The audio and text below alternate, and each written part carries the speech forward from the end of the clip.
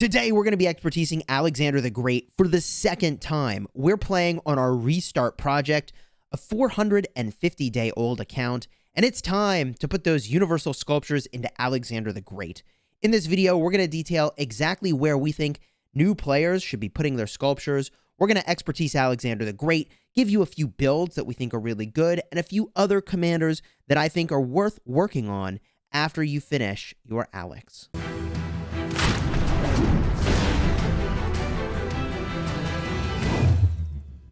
Hello, my friends, and welcome back. I'm Chisgule Gaming, a sponsored content creator for Rise of Kingdoms, and I love when we get to put universal sculptures into a commander to get some serious value on the battlefield. If you like Rise of Kingdoms guides that help you get value, smash your enemies, consider smashing that subscribe button for daily Rise of Kingdoms videos. We're going to go and upgrade Alexander the Great, who is one of the very best legendaries in the game. I monthly or every other month release a legendary tier list, and Alexander the Great ends up near the top almost every single time. And it's not a coincidence. His skills are exceptional. We'll walk through why that is the case after we first expertise this commander. We'll show you the builds. And of course, there's going to be timestamps in the description so you can jump to whichever portion you are most interested in. So we're going to get the remaining 4 skills onto our Alexander the Great. And in some ways, I sort of wish that I had spun his wheel a little bit more. However, at the time, I didn't have the gems. You know, I was putting those gems towards my castle. My castle's now 25. We're nearing T5 troops on this account, which is phenomenal. We've got 80 more sculptures for this skill, and then 80 more after that, and we will unlock the expertise. So here we are, 80 more sculptures on to Alexander the Great. And we're good to go, baby. We're good to go, baby. Alexander the Great is now fully expertised for the second time on my accounts. This is the second time I've expertised this commander. Now, why do I think everybody should expertise Alexander the Great? First of all, his active skill gives himself a shield and an ally a shield. That might be you. It might be somebody else from your alliance. But this benefit gives Alexander the Great a lot of sustain. The second skill is cutting the healing of an enemy, which might not even be relevant, but the fact that it also does a massive damage factor as well is powerful because when you are battling in the open field, often you will get in short encounters where the active skills might not even fire off. You only get a couple seconds of damage in, and if you can fire off in that time, it is hugely beneficial. Hugely beneficial. The next skill is the only one that is actually infantry specific, increasing the march speed and attack. In other words, this commander is still going to have 4 relevant skills, even though I'm not going to bring infantry necessarily when I pair him with somebody. It's still going to be such a good commander to use for all the other skills. Speaking of which, last skill, when he has a shield, you have 30% defense. When he doesn't have a shield, you have 40% attack. The expertise skill is another team player sort of a skill. It also is really good in Canyon, by the way. It makes it so that enemies nearby take additional damage. That's 3 enemy troops in a circle area taking 30% increased damage for 4 seconds. That is a massive debuff, and you really can't ignore how powerful that is. Now, in terms of the order in which I think people should be investing in their legendary commanders, it's no secret that I've said Isong is one of the very first that people should go for, YSG. His circle AoE is just unbeatably good. I'm using that right now in Heroic Anthem KVK and getting unbelievable value smashing barbarians because his area of effect is so large. You can run around with Richard I and Isong and just get tons of free barbarians, but I've covered that in a lot of videos. Isong, good in the field, good in Canyon, good for rallies, good for garrison. He slices, dices, he does it all. Second commander I did was Alexander the Great. We're not going to count Ethelfled here because obviously everybody will go for her free to play. And by the way, if you don't have the sculptures to expertise Alexander the Great, you do the same thing I did. I took him to 5-5-5-1 before later going back and expertising him. Alternatively, if you don't have the sculptures for that, 5-5-1-1 is perfectly fine. I really would not go past 2 stars until you've maxed both the first and the second skill. They're so powerful. You really don't want to miss out on the astonishing amount of damage factor from this second skill. So max these first 2 skills before you proceed if you don't have the sculptures to fully expertise the commander. So what does this mean for where I'm heading with this account? In our live stream yesterday, we talked about the possibility of going all in on infantry. I have a lot of choices with Alex and Esong as the 2 legendary commanders I've expertised. If I want to battle in the field with one hyper-powerful march, I'll use Alex primary, Esong secondary. And yes, I'll show you builds for that in just a second. If what I want to do, however, is bring multiple marches, I can use Alex with Sun Tzu or Charles Martel. Yeah, their shields, they technically don't stack, but they're still, you're going to take so much damage in the field, it's not going to matter. So I could use Alex Sun Tzu, which is probably what I would do, or Alex Martel.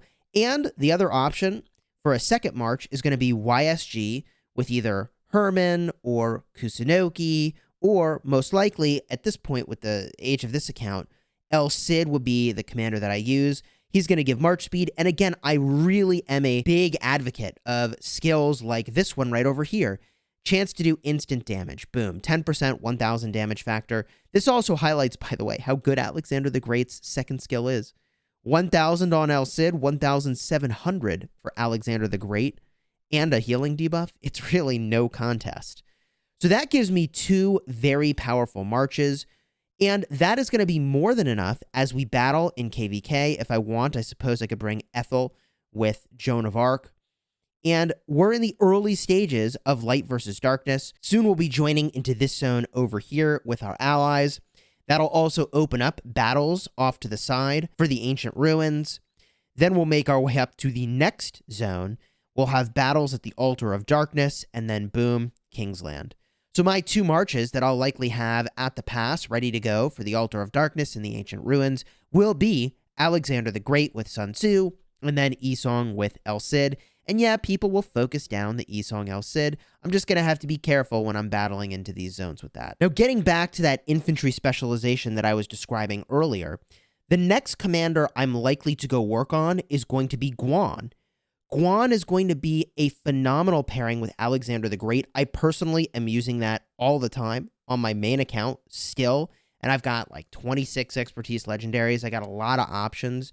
But Guan Alex is a go-to long-term combo. The only downside is that it's not really a great rally combo, but you know what? I'm okay not being a rally lead on my second account or a garrison captain. I'm going to let the other folks that are more interested in doing that for the first time go that route, which is a part of the reason, by the way, I didn't go for Attila Takeda, which would have been another very viable, very powerful option.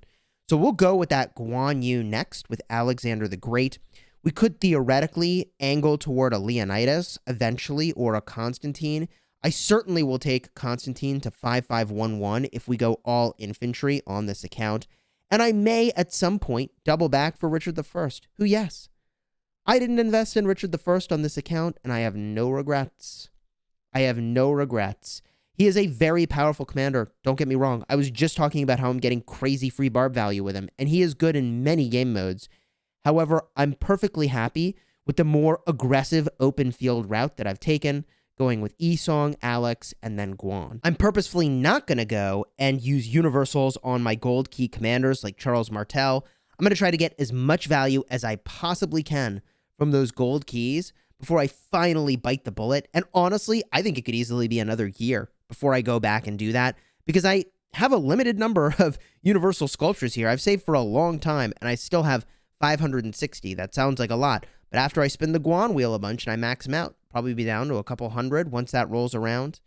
So that number will get depleted pretty quickly, and this is an account, by the way, that we spend very little on. We do a 30-day gem supply, but the reality is that free-to-play players are probably getting more value than we are because we're not even doing something like Ark of Osiris for the free sculptures every couple weeks. Now, in terms of the builds, there are 3 that I'll present to you, and unfortunately, Alexander the Great has the versatility tree, which is good at nothing. It's versatile, it's flexible, and master of nothing. I prefer to min-max in most games where I go all in on one strategy at the sacrifice or cost of being even decent in other things. I just want to go all in on one thing. So here are some all-in builds on a couple different activities. The first is open field. If you are going with an open field build, and by the way, all three of my builds here, Field, Canyon, and Rally Lead, are going to be all in on the infantry tree because the attack tree just doesn't have what you need. This is good perhaps in the early game in Rise of Kingdoms. This is perhaps good in Heroic Anthem KVK if you are max crystal technology and nobody else is, because this is all about defeating other marches. When armies led by this commander defeat an army, excluding garrisons, you get an increased attack boost, and it's honestly pretty small for a small amount of time. Last Stand, your normal attacks have a chance to get your troops to go on a rampage. Honestly, there might be a use for the attack tree, but I haven't figured it out yet. So we're going to go all in with a field build. Very versatile, very powerful. It gives you march speed, and that is all on the right-hand side of the tree. It is also going to reduce the march speed of the enemy, which is super relevant with your infantry, which are about 10% or so slower than other unit types. I love the talent points put in a strong of body, which gives you 6% health. Health is arguably one of the very best stats. And speaking of which, we have gone for the extra stat points in the top part of the infantry tree. With our remaining points in the attack tree, we go for effortless, and there is some march speed on the way, which you wanted to get anyways. And we picked up armored joints for reducing all damage that you take. There are a few minor modifications we make for Alexander the Great if we want to use him in Canyon. And that main modification is to shred some of the march speed that's on this commander and instead put that into martial mastery. This is a talent that you will only use if it makes sense for the pairing that you're doing. I've got Alexander the Great as a secondary, so this is less of an issue for me. But when I had him as a main, if I was paired with a commander that's not focused on active skill damage, for instance, if you did Alexander the Great with Constantine, then martial mastery is a fine pick, although I would argue you probably should have Constantine as the primary in that instance, separate topic. But you want to make sure that your Alexander the Great pairing is not going to be hindered by reducing the active skill damage you deal. Alexander the Great doesn't do active skill damage, and he boosts his normal attack damage by 6%, which is really quite nice. So, for instance, a front line with Alex and Martel, perhaps that's a better example, or Alex with Richard. Once again, I still think the defense tree will be better for a primary in that case, but you get the idea. If you're pairing with a commander that doesn't do active skill damage, martial mastery is certainly worth picking up. And if you are going to pair with a commander that's doing a lot of active skill damage, like let's say you're doing Alex primary with a Sun Tzu secondary, I still think Sun Tzu would be a better primary for the skills that he has, but you could put those points into unyielding, which would boost your counterattack damage, which would be decent on the front line, and the 1 point I put over here, you could drop that back into defense. The final build I'm going to show you is a version of a rally lead build.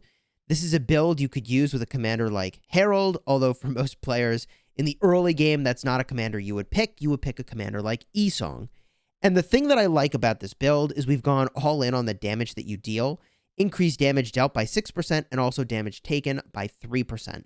It's a little more glass cannon, but it's a lot of punch and a lot of stats. There are some wasted points in the infantry tree, but you simply, unfortunately, can't avoid them by virtue of the fact that you do want to get to the top of the infantry tree for elite soldiers, which is going to boost the attack, health, and defense of your marches a very substantial amount. In terms of the order in which you apply talents on any of these trees, I think it's a pretty safe choice to make your way up to elite soldiers as a first pick. From there, I would go and get Burning Blood for a huge amount of rage, and also Lord of War for a huge amount of stats.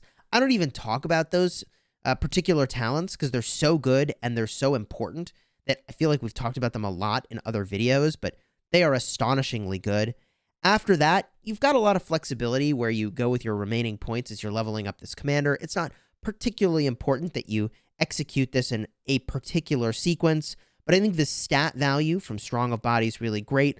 I also really like Armored Joints. You can make your way to Effortless near the end here and then fight to the death as the top off for just big damage. All in all, I continue to be impressed by Alexander the Great. He is truly one of my go-to commanders, and with all of these other options available to me, yes, that is saying a lot about the power of this commander. I'm very much looking forward to using him on my restart project, and if you think with that account, that 400 and I guess 60-day-old account at this point, that I should go all in on infantry, leave a comment down below about what you think of that strategy, focusing an account on just one type of troop. And if you're looking for more guides about legendary commanders and the early game in Rise of Kingdoms, what I think that sequence of investments should be, I'll have a few cards up in the top. Tap that info button for more videos to help walk through exactly which legendaries I think new players should work on in Rise of Kingdoms and what the order should be for when, why, and how you go work on those commanders. Consider subscribing to the channel if you haven't already, and if you enjoyed this video, slap a like onto here. That does support the channel, and it's 100% free to you. Until next time, my friends, you have fun smashing the kingdom.